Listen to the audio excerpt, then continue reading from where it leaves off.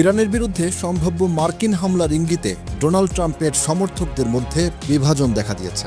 মধ্যপ্রাচ্যে নতুন করে যুদ্ধে জড়ানোর শঙ্কায় তার মেক আমেরিকা গ্রেট অ্যাগেইন শিবিরের অনেকেই বিরূপ প্রতিক্রিয়া দেখাচ্ছেন। দ্বিতীয় মেয়াদে ট্রাম্পের প্রেসিডেন্ট নির্বাচন হওয়ার পেছনে এই শিবিরের বড় ভূমিকা ছিল। ট্রাম্পের ঘনিষ্ঠ ও প্রভাবশালী কিছু রিপাবলিকান নেতাও তার এমন সিদ্ধান্তের বিরোধিতা করছেন, অনুরোধ করছেন যুক্তরাষ্ট্রকে এই যুদ্ধে না জড়াতে। এই ঘনিষ্ঠজন ও নেতাদের মধ্যে রয়েছেন প্রেসিডেন্টের সাবেক শীর্ষ উপদেষ্টা স্টিভ ব্যাননও। তিনি বরাবরই ট্রাম্পের আমেরিকা ফার্স্ট দর্শনের অন্যতম মুখ। ওয়াশিংটনে ক্রিশ্চিয়ান সায়েন্স মনিটর আয়োজিত এক অনুষ্ঠানে ব্যানন সতর্ক করে বলেছেন, কূটনৈতিক সমাধানের পথে না গিয়ে ইরানের পারমাণবিক কর্মসূচি ধ্বংসে ইসরায়েলের সঙ্গে মিলে সামরিক অভিযান চালানো যুক্তরাষ্ট্রের উচিত হবে না।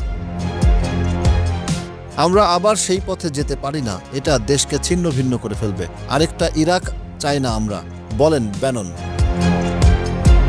ট্রাম্প প্রশাসনের ইরান বিষয়ক নীতির হঠাৎ মোড় ঘুরে যাওয়ায় তারই সমর্থক মাগা শিবিরের রক্ষণশীল অংশ উদ্বিগ্ন হয়ে উঠেছে। কয়েক সপ্তাহ আগেও ট্রাম্প যেখানে ইরানের সঙ্গে শান্তিপূর্ণ কূটনৈতিক সমঝোতার কথা বলছিলেন, এখন সেখানে ৩০,০০০ পাউন্ডের মার্কিন বাংকার বাস্টার বোমা ব্যবহারের সম্ভাবনা আলোচনায় আসছে। বিশ্লেষকরা বলছেন, ইরান বিরোধী পদক্ষেপে গেলে ট্রাম্প তার নিজের শক্তিশালী শিবিরের বিরোধিতার মুখে পড়তে পারেন।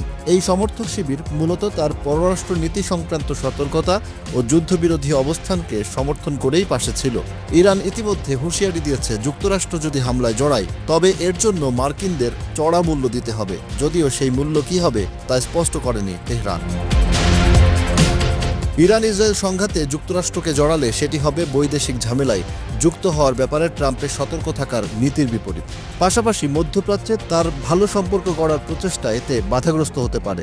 আবার ইউক্রেন যুদ্ধ অবসানের প্রচেষ্টা ও শুল্ক নিয়ে বিভিন্ন দেশের সঙ্গে যুক্তরাষ্ট্রের চুক্তি সইয়ের আলোচনা থেকেও মনোযোগ সরিয়ে নিতে পারে এটি।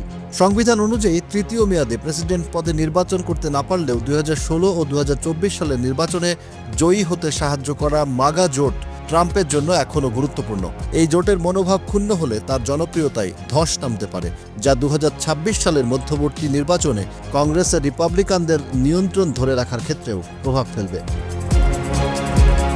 যদিও ট্রাম্পের আরেক ঘনিষ্ঠজন সাউথ ক্যারোলাইনার Republican senator Lindsey Graham Fox নিউজকে বলেছেন, তিনি চান ট্রাম্প যেন ইসরায়েলকে কাজ শেষ করতে সাহায্য করেন, কারণ তার মতে ইরান যুক্তরাষ্ট্রের বন্ধু ইসরায়েলের অস্তিত্বের জন্য হুমকি।